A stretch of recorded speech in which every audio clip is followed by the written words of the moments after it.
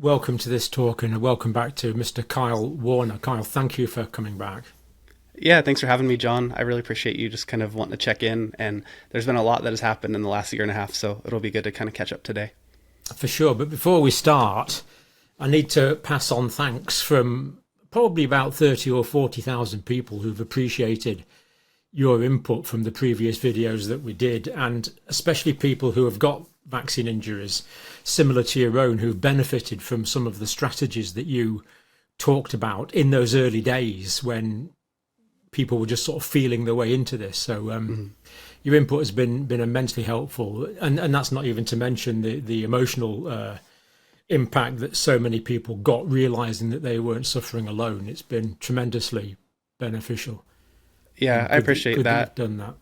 Well, and at the end of the day, like you were the one that provided a platform for that to happen. And so I think that you've been responsible for so much good, especially throughout the pandemic. And I, get people messaging me weekly still just saying thank you for that interview. And like you said, just the ability to not feel alone in this was massive. And I think there was a lot of gaslighting happening in 2021. Sure.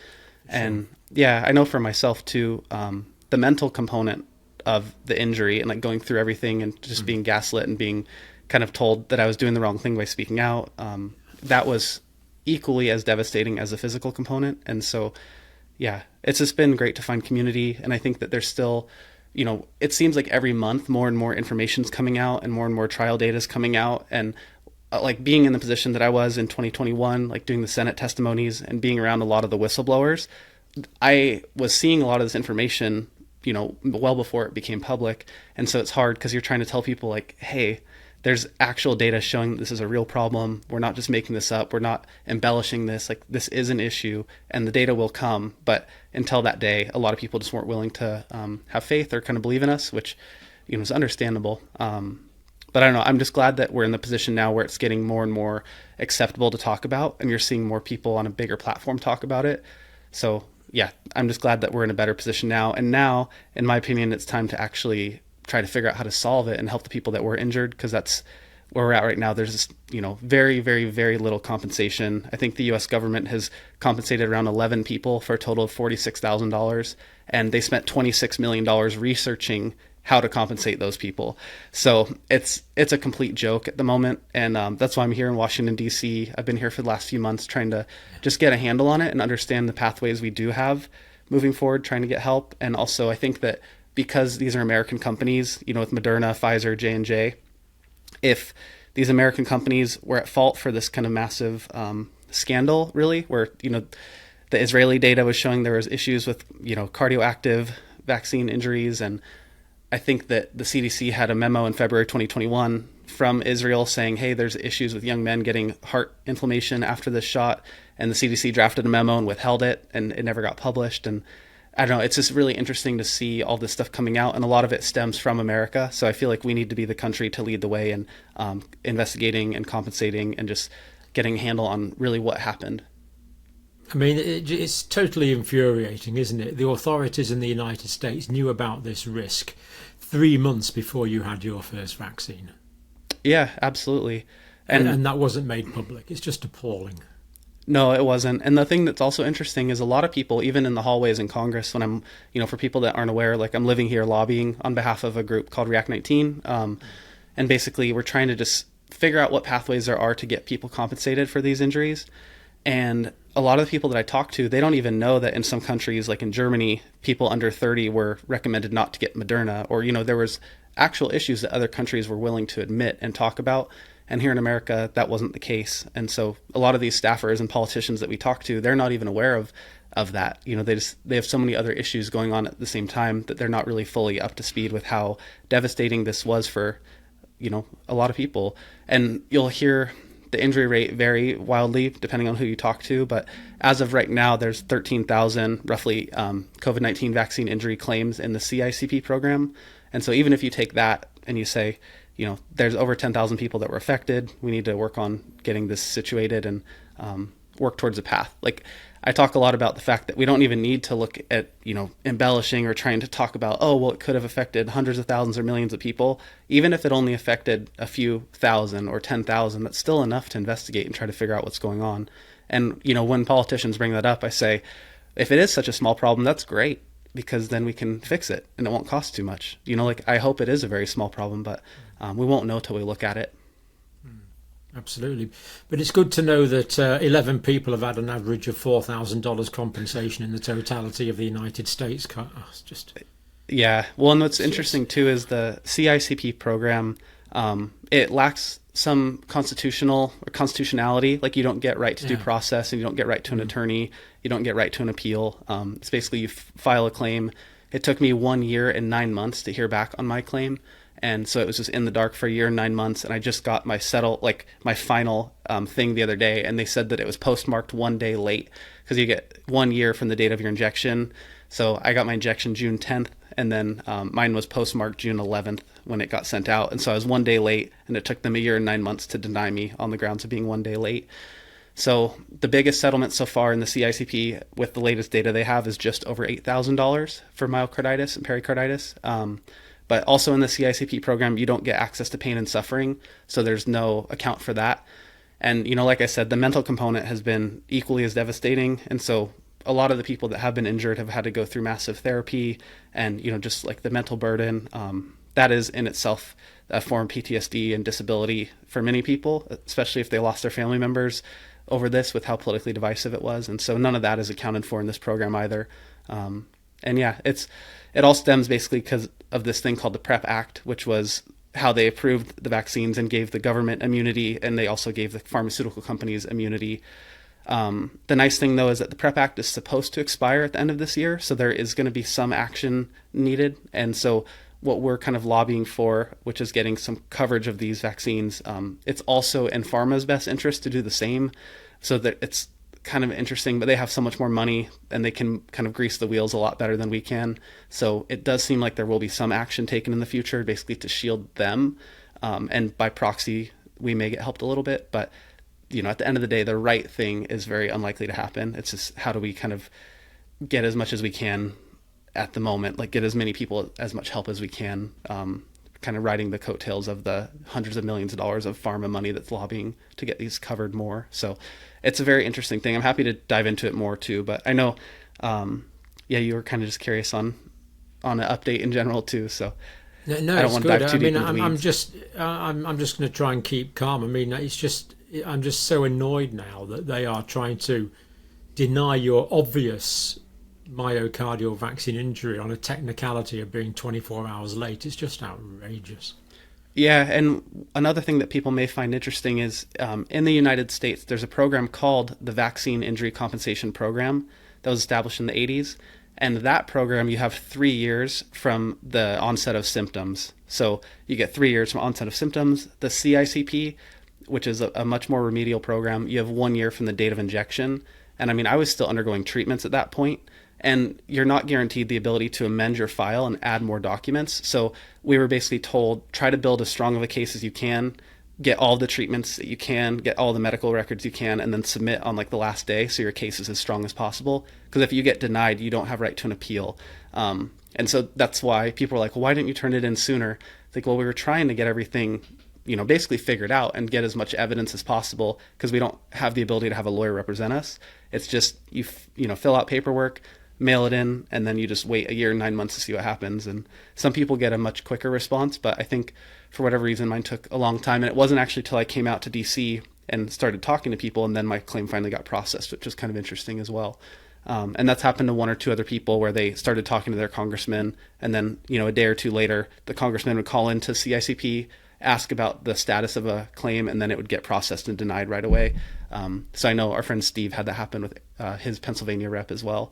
But it's just a total joke. The whole program's kind of a joke, and we're trying to figure out how to, there's some thoughts in the Senate that they want to try to reform that program and keep the vaccines in there. And then there's some other thoughts that they should move the COVID vaccines into the vaccine injury program and try to get people help through that.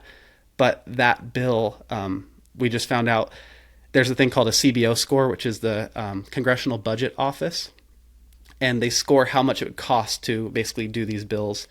And the bill that would move all the COVID vaccines over and address the injuries in the VICP was estimated at between 10 and $20 billion.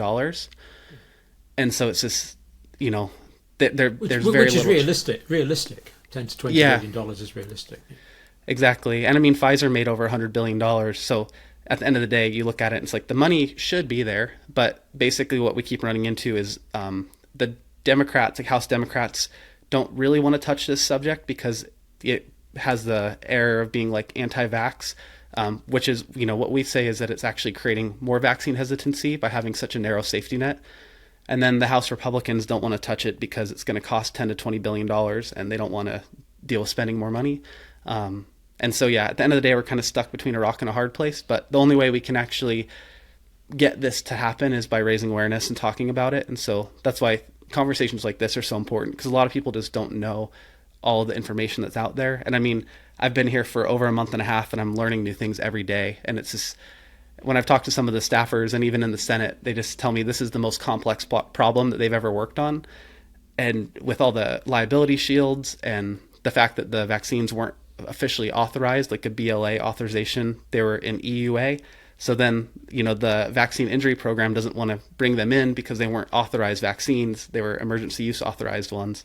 And so they're just stuck in this really weird gray area. And from what it sounds like, a lot of people want to just kind of almost just move on and then try to make sure this doesn't happen again.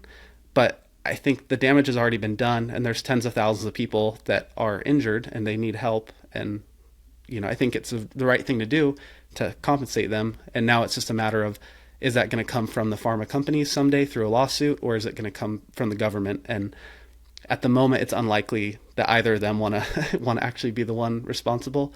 And it's quite interesting too, because pharma essentially is saying our hands are like, basically pharma is saying we had a product that we knew wasn't quite ready yet, and the government was asking us to give it to people. Therefore, the government is at fault because we knew this product wasn't ready yet and we told them, but the government basically willed us to give it to people. And then the government is saying, well, you guys had a product that wasn't ready yet and you administered it to people and you're at fault. And so they're both kind of pointing the finger at each other. And at the end of the day, it doesn't matter really. I mean, it does matter who's at fault, but if you're not going to help anybody and you're not going to do anything about it, then it doesn't matter who gets found at fault if they just do nothing anyways. So that's why we're trying to figure out what we can do. I mean, there's so many layers of claim and counterclaim and argument and legalese and politicalese that it's just infinitely complex.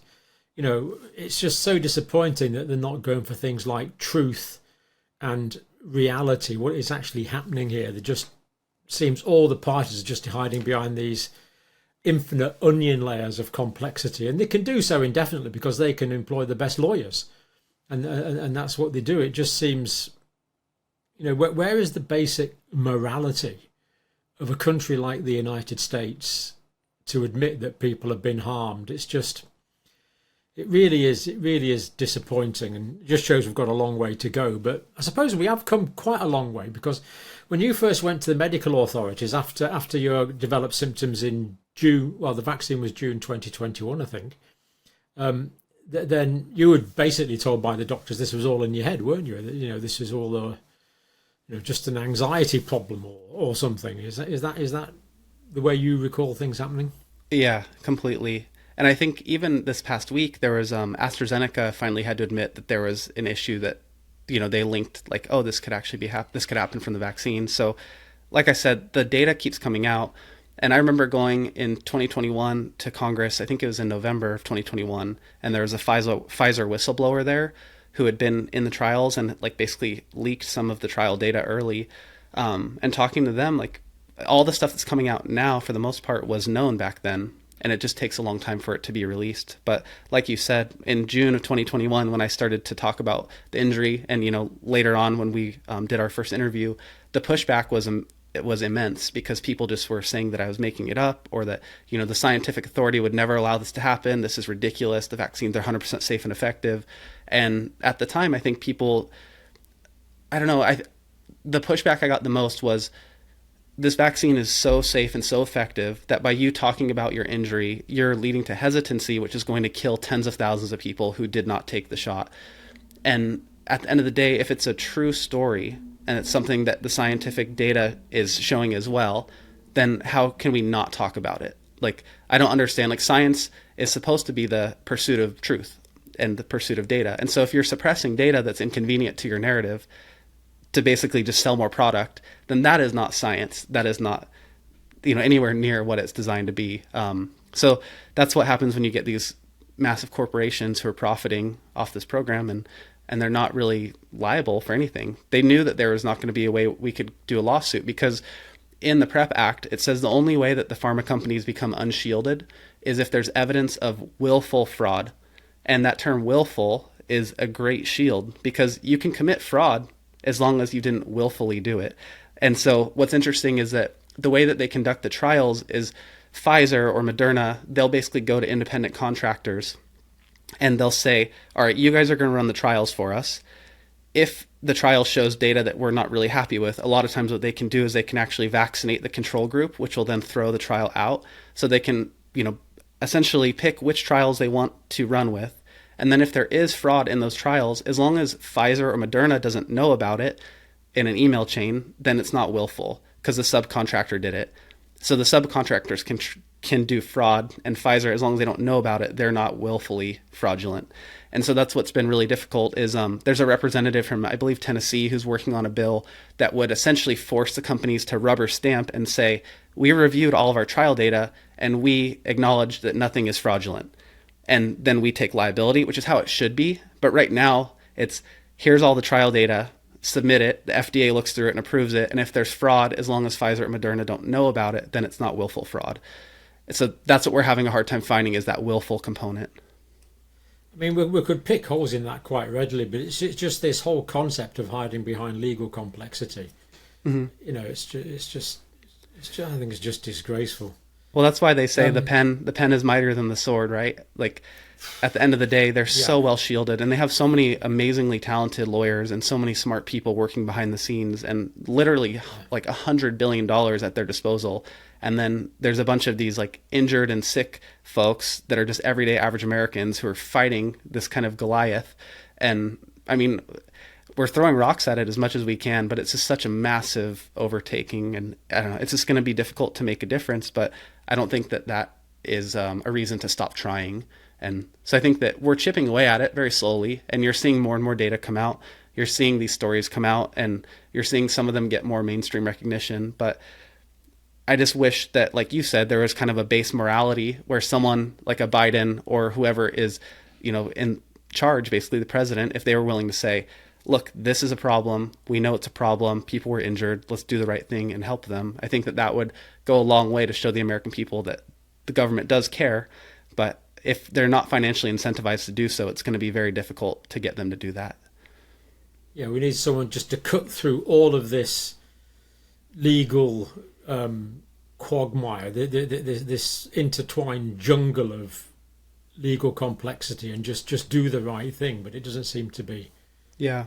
There are some bills that are trying to address components of it. Like there's a bill from Chip Roy, which is basically trying to unshield the pharma companies from the PrEP Act and say that the PrEP Act was unconstitutional. There's another bill from an Arizona representative that's trying to basically repeal liability shields from the VICP. And then there's a bill from Warren Davidson's office that's trying to help vaccine injured veterans. And then there's the bill from Doggett's office, which is the one that we're trying to support, which is moving the COVID vaccines into VICP and modernizing that program. And then there's a bill from Casey's office in the Senate trying to revise and update the CICP. And so there are people trying on this. The issue, though, is that it's very partisan, and it's just unfavorable to touch this subject. But there has been some really good movement, especially on the Doggett bill, because basically there's a lot of Dems that are doctors that are supporting it now. The Vaccine Petitioner Bar, which is the lawyers that help support the injured in these vaccine trial cases, they're in support of the bill. Bio, which is a big pharmaceutical lobby, they're in support of the bill. Many of the injured people are in support of the bill. So there is that possibility, but then that's the one that was, the CBO score was $10 to $20 billion. So unless we have someone like a Speaker Johnson or whoever Speaker of the House who can actually take this on and run with it and make it their top priority, then nothing's going to happen. And it seems like many of those guys are compromised and they don't want to touch this. And I don't know how we can get them to basically want to touch it, aside from just talking about it and creating public awareness. But you'll see things like the TikTok ban or funding to Ukraine and Israel that's in the tens of billions of dollars. That'll get pushed through really rapidly. But then when it comes to tackling this issue of, this vaccine and however many people were affected, which you would think would reduce vaccine hesitancy if that's what you really care about and you want to try to increase public trust in the healthcare system and just kind of build and bolster public confidence, then you'd think that taking care of these injured people would do that. And basically saying, hey, we're asking you to walk this tightrope, and if you fall off, there's a safety net. But at the moment, what they're saying is, do your part for your country, walk this tightrope, and if you have an injury, then you're on your own. And I don't know, that's where it's been difficult. And there's so many anecdotes I could point to, but even like my friend Doug Cameron from Idaho, he had Johnson & Johnson. He developed a blood clot and went to his spine and it burst. And so he's been paralyzed from the diaphragm down ever since then in 2021. Recently, he just had to take out a second mortgage on his house and spend $36,000 to get a shower so that he could wheel his wheelchair into the shower. Because for the last 2 years, his wife has had to sponge bath him every day. And he said it's one of the most demoralizing things is like being married to this woman and having her have to clean him, with a sponge in the sink for years. And so for him, like I went and visited him, and yeah, he was just showing me his bathroom and how happy he was, and now he can shower on his own. And, stories like that, like those are the people that need help. And his hospital stay was over $2 million. So it's like, what's he supposed to do? And then these companies are just basically printing money. And at the same time, there's injured Americans who have injuries that are linked in the trial data. Like it's possible that this happened. The time makes sense. Like the temporal causation is there. So why can't they get support? And I don't know why that's controversial and why that makes you an anti-vaxxer to want to support them. It just doesn't make any sense to me at all. It doesn't. And you, like me, we get attacked on a daily basis, of course, from people that are, people that oppose this obviously true message. And it's hard to say what their motivations is. Some of them are obviously paid. You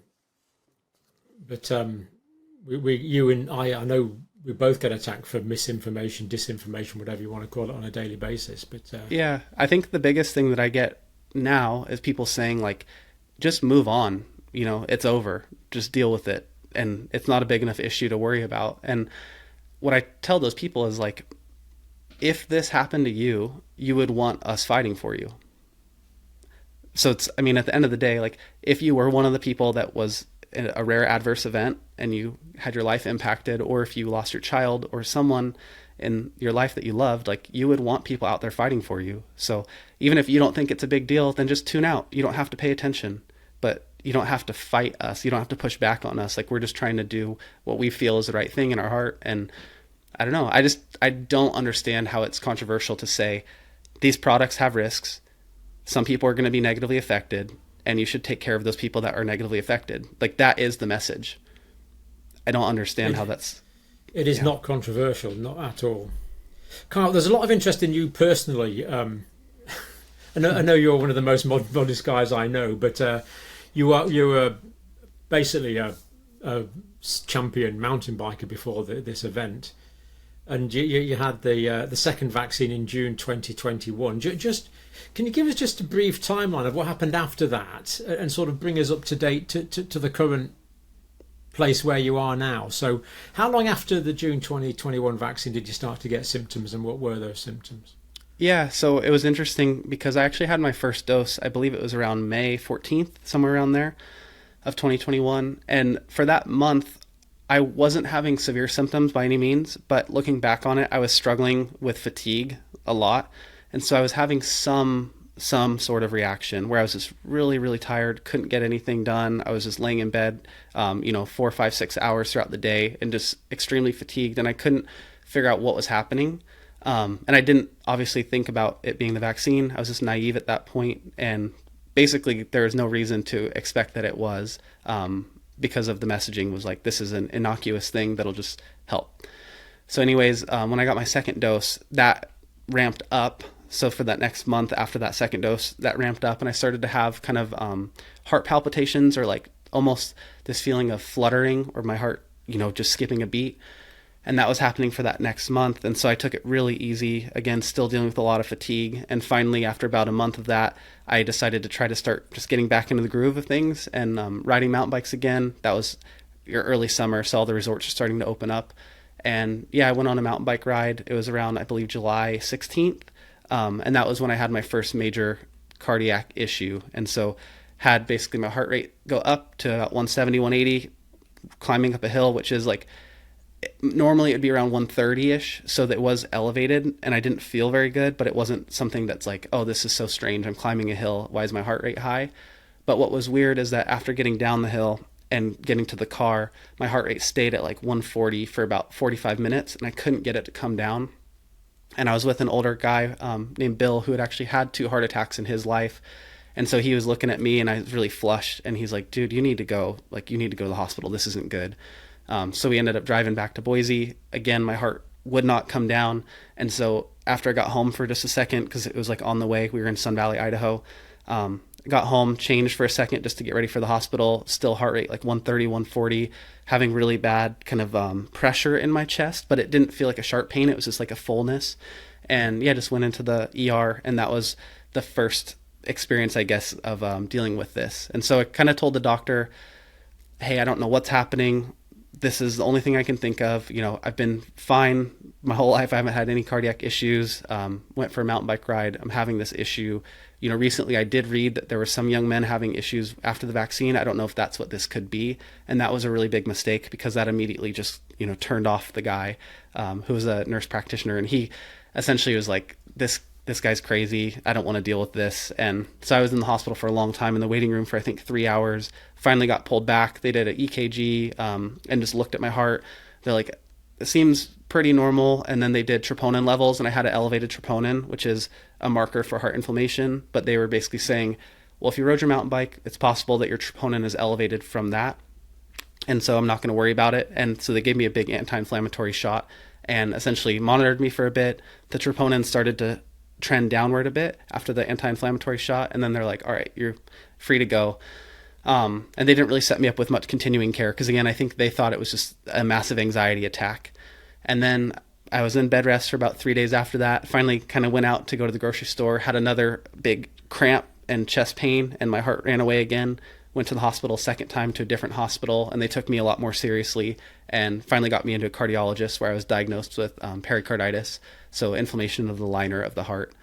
And after that, it was just this journey of, you know, basically resting for at least a month or two, just trying to figure out what was going on a lot of aspirins. They told me they were worried about me throwing a clot potentially, so they kept me on blood thinners, and it was really scary for a while there. I remember just each night going to bed and not really knowing what would happen and just kind of closing my eyes. And then every time I would wake up, I was like, oh, I made it, you know, and it was pretty bad for a bit. Like I remember transferring money to a joint account and just not sure what was going to happen. And I was just making sure my partner would be taken care of if something did happen.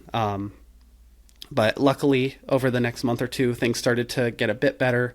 I got into the cardiologist and they gave me some medicine called colchicine, which is supposed to help with pericarditis. And it definitely did help. And then through the next few months, it was this journey of talking to you, going to Senate, talking about these issues, and getting diagnosed with something called POTS as well, which is postural orthostatic tachycardia syndrome. And then I was also diagnosed with something called mast cell activation syndrome. And so that was basically just hyperactive immune system reacting to everything. And that's something that they're finding more with this now too, is your eosinophils are affected in some way, your monocytes are affected in some way, IgE seems to be affected, and basically my whole body was just on red alert for everything. And so yeah, I guess the last couple of years it's been a journey of trying to get my body to calm down. I still have essentially like recurrent autoimmune pericarditis, and so what happens to me now is, although the POTS is gone for the most part and I don't really have those symptoms anymore, I do still have chest fullness and kind of chest pains after strenuous activity. But what I found is that if I keep my heart rate below about 140, and so that kind of zone 2 threshold, then I can be active without any issues. But then if I were to do a sprint or try to, like, you know, do a race run on my mountain bike or something of that nature and get my heart rate above 150, then I'll have chest pain for a few days afterwards. And this past spring, or I guess a year ago spring, I did like a test race run and my heart got up to about 190, and it was a 4-minute race run. And after that I had chest pain for 10 days. So it's just like completely dependent on how hard I push, is whatever, I guess, the amount of stress my heart gets put under, and then it'll trigger an autoimmune inflammation. So I'm trying to figure out how to get that to be better. if anyone has any issues or sorry, if anyone has any advice, that would be something I'd love to learn, because I've had several people reach out who dealt with pericarditis, and many of them said it took multiple years for it to resolve. So I guess I'm almost at 3 years in now, and I'm hoping that it will get better. It seems to be trending in the right direction, but I definitely haven't been able to, do what I love, which is go out on mountain bike rides without having issues. And when I got into DC, I haven't been able to ride much. I tried to join like a little gym and do, I guess, some like more CrossFit activity workouts. And I made it about 2 weeks before having chest pains and cramping in my sleep and things of that nature. So it's just really frustrating to go from being an athlete to basically, I can like walk and ride an electric bike and do things of that nature. And then as soon as I push, then I just have this recurrent inflammation. And I don't know exactly what the mechanism of action is, but yeah, it's frustrating. But I mean, it's evidenced. The inflammation is evidenced by the pain you get for that period of time afterwards, isn't it? One of the hardest things for a long time was with the mast cell activation syndrome, which is basically a severe allergic reaction to anything. There's one, I forget exactly what it's called, but I think it's like you would probably know what it is, dermographia or something. It's where basically if you hit the skin or touch the skin, then it'll start to raise up in hives. And so I didn't have that, but several people I know have developed that. And what I had that was really frustrating is like light sensitivity. And so I would break out in hives if I was in the sun too much. And being like an active mountain bike guy, that was really frustrating. But that's gotten a lot better over time. And I was on a medicine called cromolyn sodium for quite a while, which is pretty expensive, but it's a mast cell stabilizer.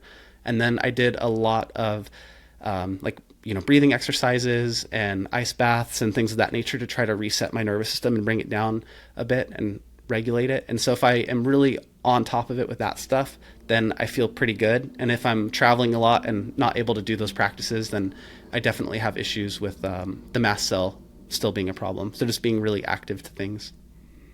Yeah. The pain you get after exercise, it's not a sharp pain, is it? It's more like a heavy pain. A feeling of fullness is more the sort of pain you get. Yeah, the way I explain it to people is it feels like you just have a balloon, and if you were to inflate it, and it just has a little bit of pressure. And then the thing I notice the most is if I let it go, like if I'm not really good at catching it right away, then it'll happen when I'm sleeping and really relaxed. I'll have my heart kind of like cramp, and that'll jolt me awake.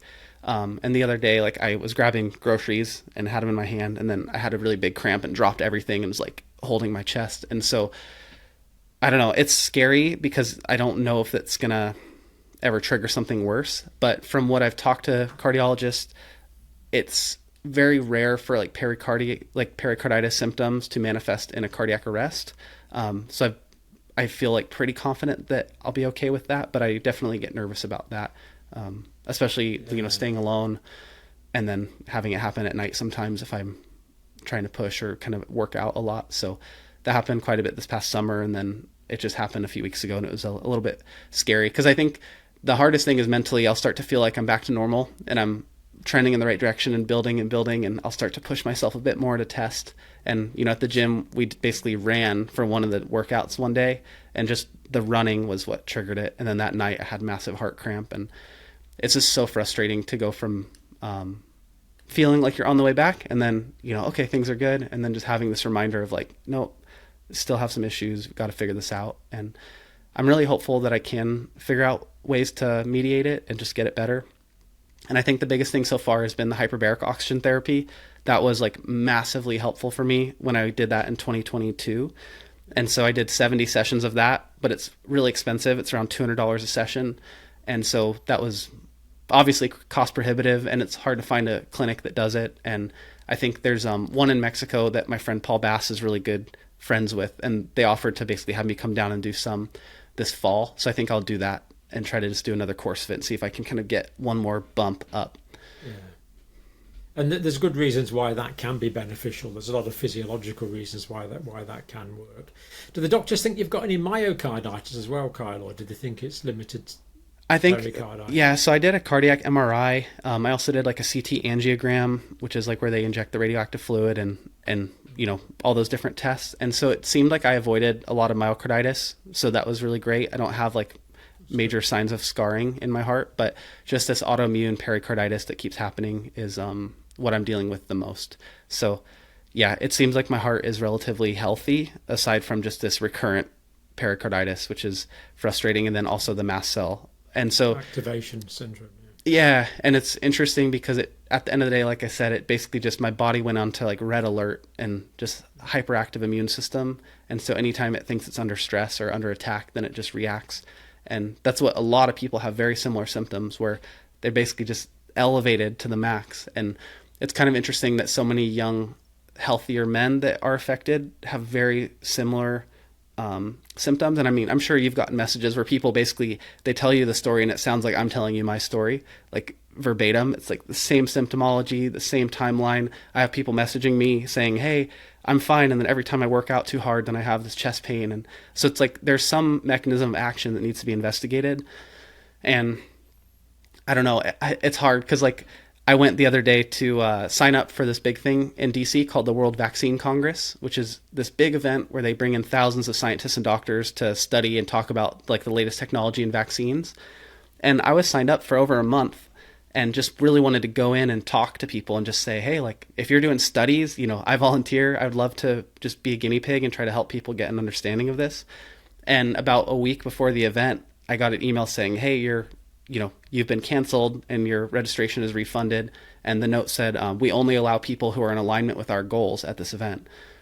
And I was like, what? So I don't know. I'd signed up as myself, basically representing myself as media. And it was interesting to see that note, like we only allow people that are in alignment with our goals. And at first I was just like, do you even know what my goals are? Because my goal is to try to understand this and help injured Americans. And if you guys are not in alignment with that, then it seems a little bit at odds with science, right? Like, but yeah, that was that's just what we're dealing with right now is like people don't want to have an honest conversation because I think there's too much money to be made by ignoring this issue.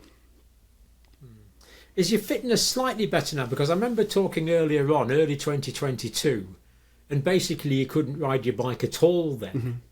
Yeah, it's much better. better. Bit better than then, is it? Yeah, it's gotten so much better. Like everything has been trending in the right direction. It's gotten so much better. And there is a point where, like just even getting into the shower in the morning was difficult. Like I would just have runaway heart rate, 130, 140 doing that. And now, I can go on walks or kind of like light jog on a treadmill, or I can ride my electric mountain bike without any issues. And like I said, it's not till I really get that zone 3, zone 4, where whatever's happening hormetically, it triggers like a stress response. And then my body thinks, oh no, like his heart's under attack. Let's go and send like this inflammatory response there. So it's gotten much, much better. And if I wasn't an athlete in a past life, I would say that my quality of life is pretty much great. Like, it's really good, aside from I just have to be cognizant of what I eat and just make sure I don't have any of these kind of immune or mast cell reactions. Like I still have a hyperactive immune system, but other than that, if I just monitor it and I'm really good, then I have a great quality of life compared to what it was 2 years ago for sure. But it's hard work. You've got to keep working at it, haven't you? And it's really weird that you've got this kind of threshold that just triggers this renewed episodes of inflammation. Is it worse if you do a particular amount of exercise that involves bouncing up and down? So you're physically, the heart's physically moving inside the pericardium. Does that make it worse compared to, say, cycling on a smooth surface?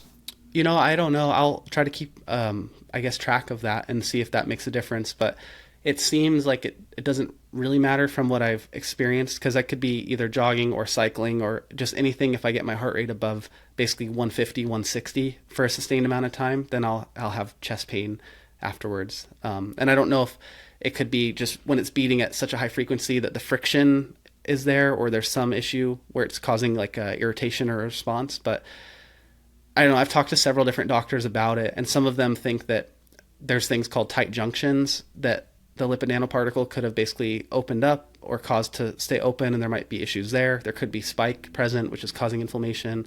So no one really knows exactly what is going on. But I'm hoping we can try to figure it out and monitor it. So, do you know if you are still producing spike protein, if they tested for that, either for the antigen or for the antibodies to the spike protein? Yeah, it's been a while since I did a test for that. In 2022, I had Dr. Patterson's group do a test where they did spectroscopy and looked to see if I had spike in my blood, and they did not find any. So that was the antigen, the actual spike protein itself. Yeah, exactly. So they did not find any. But what's really interesting, and maybe you could do a video on this, but there's some evidence that endurance athletes express more ACE2 receptors on their heart tissue. And so I don't know if maybe I have like bound spike in my heart tissue, where basically if it bound to the ACE2 receptor and then I have fragments of it there that's causing irritation. Yeah. So I don't know. And like I said, I think that's why I want to just go talk to these doctors and scientists and be studied. Like I would love to be studied, and I would love to help other people figure out what's going on with them as well. Because I get messages from people, especially like military guys that were active, and they basically tell me, you know, I feel pretty good most of the time, but then when I try to do training or try to get fit and like basically how I used to be, then I start to experience heart pain. And yeah, there's just something. We're getting this story from all around the world. This is definitely, a recognized syndrome now. Yeah. Well, what would be interesting to me is if they could do antibody tests. So if you've got immunoglobulin type M's, that means you've got ongoing spike protein now. Immunoglobulin type G, immunoglobulin type G you'd expect to have. That's kind of a longer term thing. If you've got immunoglobulin type M's, that would indicate that you're still making spike protein. Yeah, and it's interesting too with people that are, I don't know if you've probably done a lot more research onto this part, but with the reverse transcription into like liver DNA and the potential of maybe your body can continually producing spike well past the vaccine. Is that something that you've looked at data on that seems plausible? It is completely plausible, and there's certainly in vitro evidence for it. And I've talked to many people who are quite convinced that they still have that.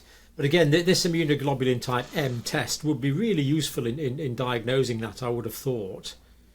We need a global sort of research project on that to see if this is in fact occurring, and whether any spike protein that is still around is produced as a result of reverse transcriptase into DNA.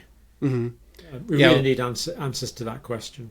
One of the people in our group, husband and wife, their son passed away, a 30-year-old son passed away from an aortic dissection, which is basically like his heart swelled and the aorta ripped, and he ended up passing away in his sleep. And so when they did the autopsy, they found myocarditis, pericarditis, and spike in the aorta.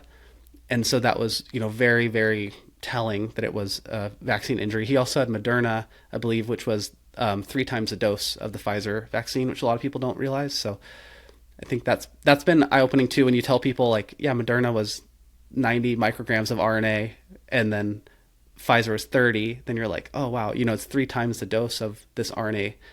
And I don't know, it's just interesting to see how little was talked about at the time. Because a lot of people don't realize that they're kind of testing different dosages on people with these different shots. It's like, why is Pfizer 30? Why is Moderna 90? Why, is the childhood one so much less? And it wasn't really well talked about, or you didn't have any informed consent of what you were taking. Because it seems like Moderna was the most cardioactive, and then Pfizer was slightly less cardioactive. And, if you're getting 3 times the dose, that's a good potentially reason why. Yeah, and this poor guy that sadly died, how long? Do you know how long after his last vaccine that was, when he was still expressing spike protein in the aorta? I don't want to misrepresent it, but I know it was within a month. Right. Okay. So it was fairly acute. Yeah. A lot of people are interested in because you actually, for the amount of insult that your body has suffered from this vaccine. I mean, you have actually optimized your health as well as you can. A lot of people are interested in that. Just tell us a little bit about your diet, Carl, if you don't mind. What helps? What makes it worse? Well, it was way worse in 2022 when I was doing a lot of the testing and diagnosed with the mast cell activation syndrome. And so what we ended up doing then was like this big skin prick test. And I can find you the photo of it, but my whole back is lit up. And so then they were saying, all right, well, the fact you're allergic to everything means that it's probably an immune reaction, not necessarily that you're actually allergic to those foods. And so they had me write down like foods that I was consuming most often. And then we did IgE blood tests for those foods to try to see it. I don't know, I did a little thumbs up. So, but yeah, we did the blood tests for those, and they were just able to help me diagnose, all right, these are the ones that you're reactive to, these are the ones you're less reactive to. And essentially I was just on the sodium cromolyn and then trying to be very limited with my food to make sure I just wasn't triggering a reaction. But over time, that's gotten to the point where I can eat a much more varied diet. Like I said, if I essentially am consuming things that I'm reactive to, and I possibly had a light allergy to them before, and then it just basically got worse with my immune system being so hyperactive. Were you aware of any allergies before the vaccine injury? No, none that I was aware of. So it wasn't anything that I'd ever dealt with to the point of like, oh, I need to take allergy meds or I need to be careful of this or that. It was just a thing of, I guess, maybe there are some underlying sensitivities that I wasn't aware of that got worsened. And so, I don't know. You weren't aware of them if there were? No. But yeah, seems like just very basic ones that a lot of people struggle with, which is, eating a lot of like wheat or rice or quinoa or things of that nature that are maybe heavy in certain pesticides, then that can cause me to break out in hives.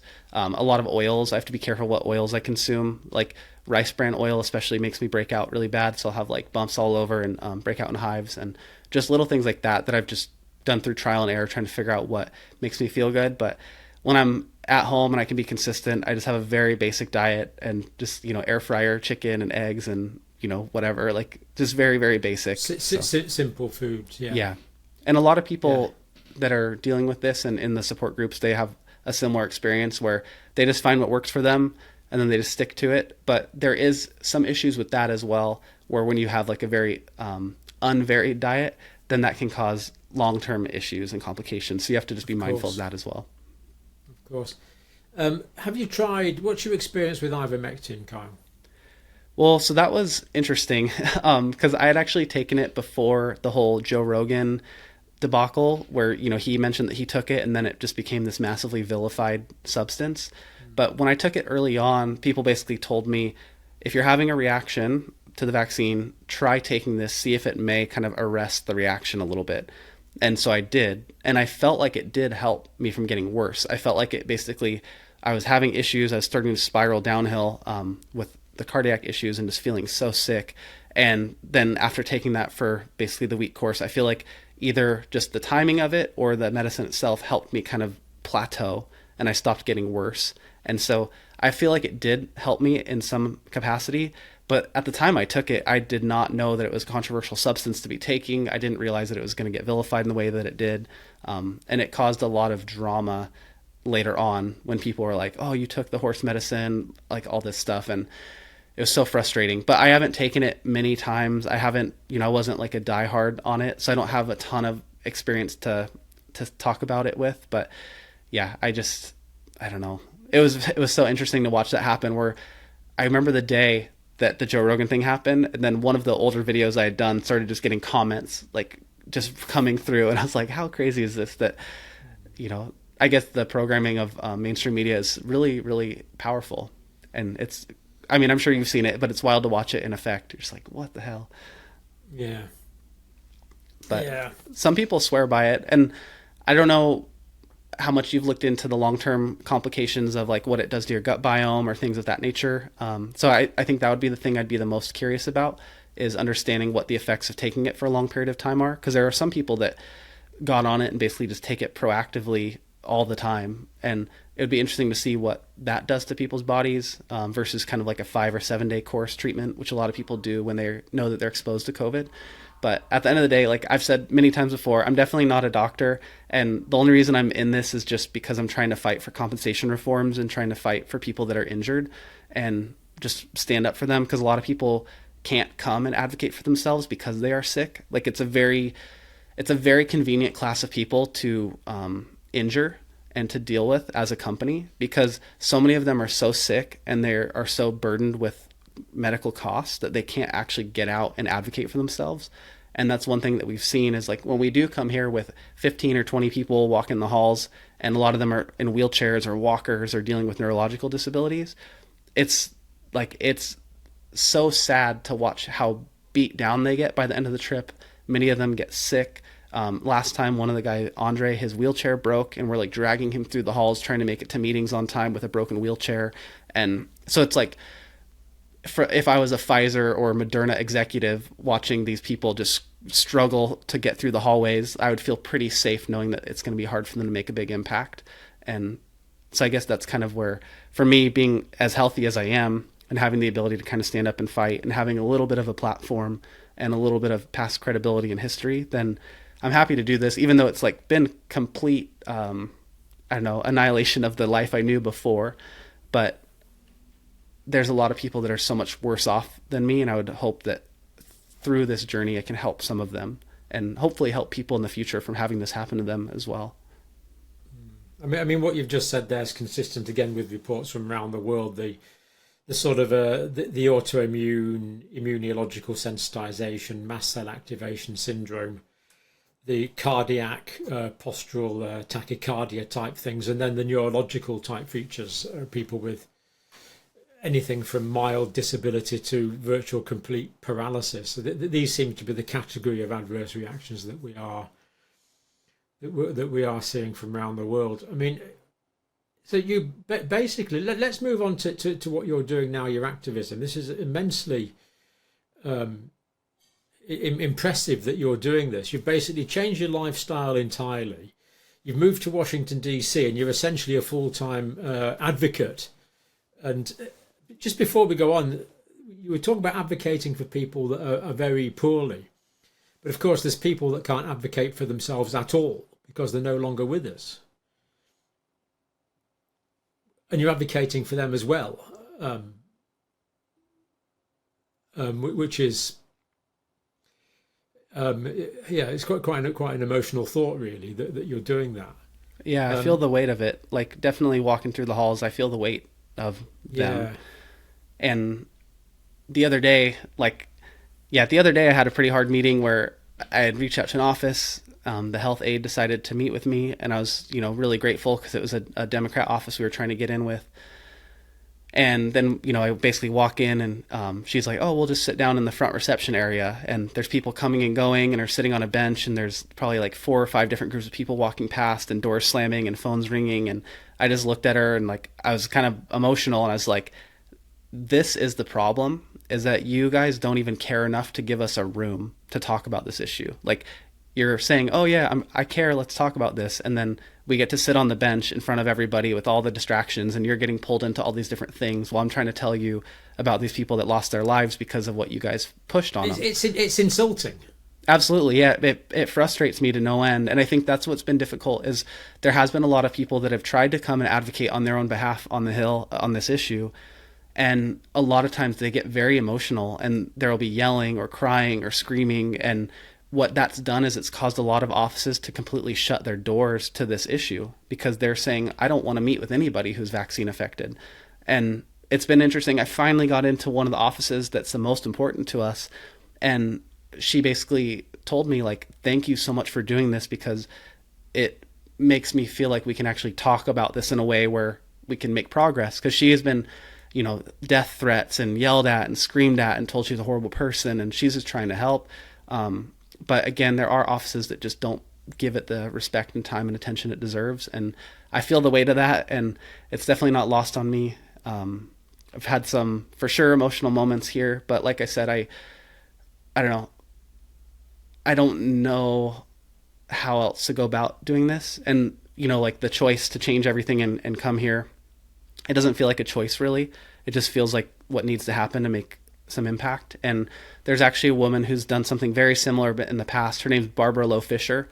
And in the 1980s, she was the one that came and lobbied with dissatisfied parents about the DPT vaccine. And she was the one that got the Vaccine Injury Compensation Program created with Reagan. And when that program was created, it was actually a good solution for a bit. And then basically Congress amended it into hell in the early 90s. And then it's what it is today, where it's just completely broken and people are sitting in those cases for years. But I don't know. She is a model that I look to and I'm inspired by every day to look at what she was able to do as a mother. And, she wrote a book, she did a national media press tour, got it a lot of mainstream attention, and was able to actually make a difference in, thousands of people's lives. But sadly, that program has been really twisted and broken. And, a lot of people are afraid that by us advocating on the Hill for the COVID vaccine injuries, that we're going to inadvertently break the program for all the other vaccine injuries, just because it's going to be such a burden on that program. and it is not going to be able to be funded appropriately without big congressional change. So there's a lot of nuance here, and that's also not lost on me. Like when I'm talking in the halls and having these conversations, I'm not only thinking about the COVID vaccine injured, but all of the other people that have dealt with this, and like the mothers that have children that are affected or potentially passed away from adverse reactions. And one of the things that we'll tell people that are, hesitant, it's like, even if you were to tell everyone in America that they need to take a scoop of peanut butter, you're going to inadvertently kill thousands of people who have peanut butter allergies. So it's like, it's not that every product is a terrible product or that this is all evil people trying to do this. It's that people have genetic predispositions to these products. And I think the mRNA products in particular were not tested enough, and they were not ready to be put on the market. But just in general, there's going to be people that have adverse reactions. And what do you do for them? How do you make them as whole as possible? The irony is you're at essentially no risk at all anyway. Yeah. From COVID. So you personally have gone from cruising around the mountains of Montana on your bike to walking around the corridors of power in Washington, D.C. I mean, how are you surviving? You've got accommodation in Washington, or? Yeah, so I'm working with a group called react19.org, and they've been really great. And so there was a woman who helped donate basically some money to take care of the housing for the few months that I'm here. And so that was amazing. And then we have a page, react19.org/Washington, and we've raised a little bit more money to basically just cover my time here, which has been awesome. And of course, we'll paste that link if anyone does want to. Yeah, that would be amazing. And anything that basically goes over our goal will just go into a general lobby fund, where when we do fly people out to do these testimonies or to basically speak about their injuries, and they'll actually have some help in doing that. But it's been all out of pocket. I don't think going over your goal is an immediate risk, Kyle, is it? Yeah. An immediate problem. Yeah. How do you see the future then? You plan to be in DC for what, a few months, or? I don't know. It's hard. I think that so there's a summer recess period where basically everyone kind of stops, and then also with the election this year, things are going to be a bit crazy. Yeah, of course. The bill that we're supporting, it has a potential chance to move at the end of this year. And so that's what we're trying to focus on, is targeting like the end of this year to see if it can get put into a budget appropriations package and like basically get put into this giant omnibus spending bill and be like a quiet part of the bill and hopefully get through. But that's going to be very difficult, again, unless we can get someone like a Mike Johnson or whoever Speaker of the House to really take this on and be like, I'm going to advocate for you guys and do what's right.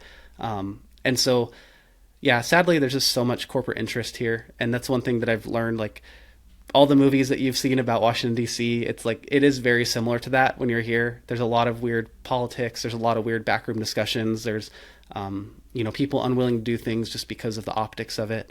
And so that's, yeah, it's frustrating. I would find it intolerable. That's kind of how I feel. I mean, if you can stay in that world for a few months, even, you have my admiration, Kyle. I just couldn't stand it, I don't think.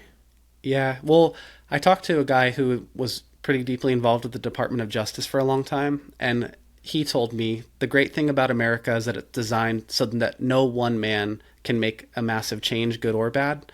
You know, it basically takes consensus and public awareness to make these changes happen. And the hard thing about that is that we, as the vaccine injured, haven't really been given a fair shot at raising that public awareness just because of the censorship and the way that it's been stigmatized, where, like I had the New York Times reach out to me to do an article, and the title of the article was How the Vaccine Injured Are Fueling the Anti-Vax Movement.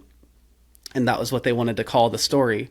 And after talking to him for a bit, he basically was like, okay, I need to rethink this. And I sent him an alternative title that night. And I said, why fair and equitable compensation is the only way to reduce vaccine hesitancy in America. Like, if you do think that these products do work and you do really want to push them on people, then you have to widen the safety net and you have to talk about it and have informed consent.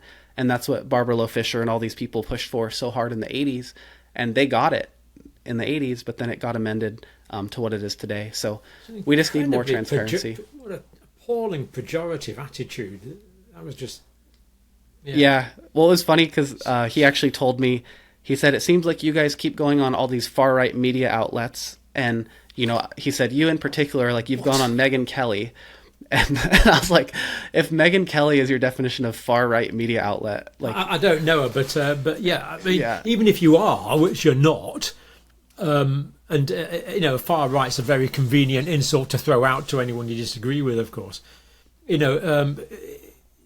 Why isn't it that people from across the political spectrum aren't opening their arms to you and saying, come and tell us what this problem is?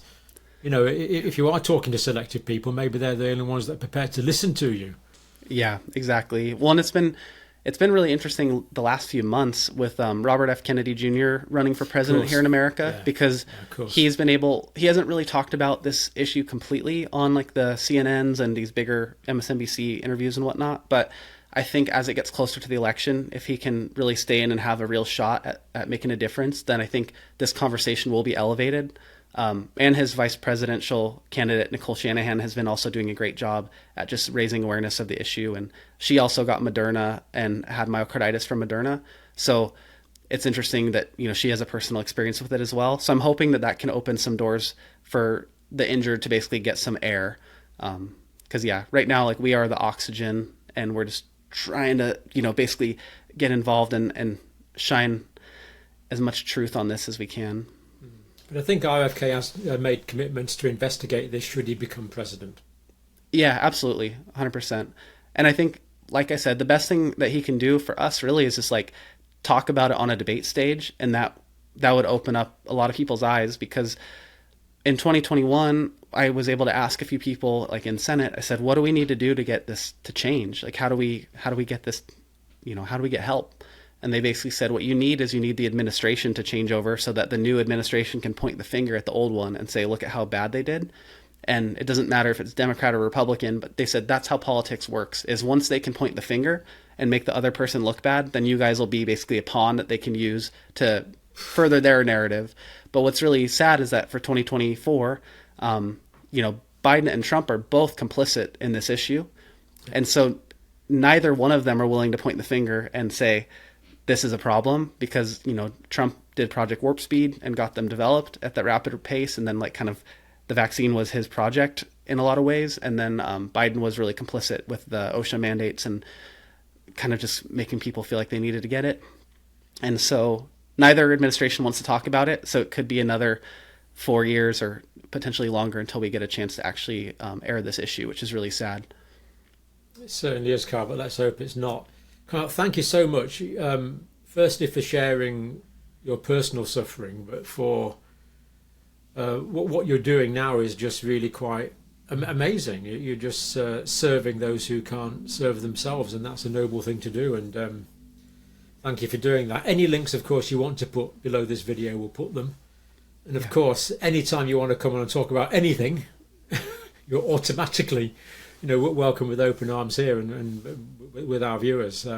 Thank you so much, John. I really appreciate you. And it's definitely straight on. Yeah, it's not fun. Like, I was thinking the other night about, just the life before all of this, of traveling around the world, getting paid to ride mountain bikes, and having, basically not being plugged into the political world at all. They always say ignorance is bliss, and that's definitely true. And so it's hard to just keep digging and digging and digging and finding more information. And then the more you find, the more frustrated you get. But there is hope. Like, there really truly is hope that this can change and that we can make a difference. It's just we need more people to know about it. And at the end of the day, the way you do that is by talking and doing it in a way where it allows people who are on the fence to listen and not be attacked. And so I just want to try to help. And I appreciate you for what you've done. No, thank you. And everything you've said there is completely reasonable. If you think Kyle or myself have said anything unreasonable, do let us know in the comments, because it seems a completely rational, consistent picture to me. And again, thank you for what you're doing, Kyle. And anytime you want to talk, just let me know and we'll be straight back. But for now, thank you for your time and everything you're doing. Thank you, John. And thanks to everyone for watching. Absolutely. Thank you for watching.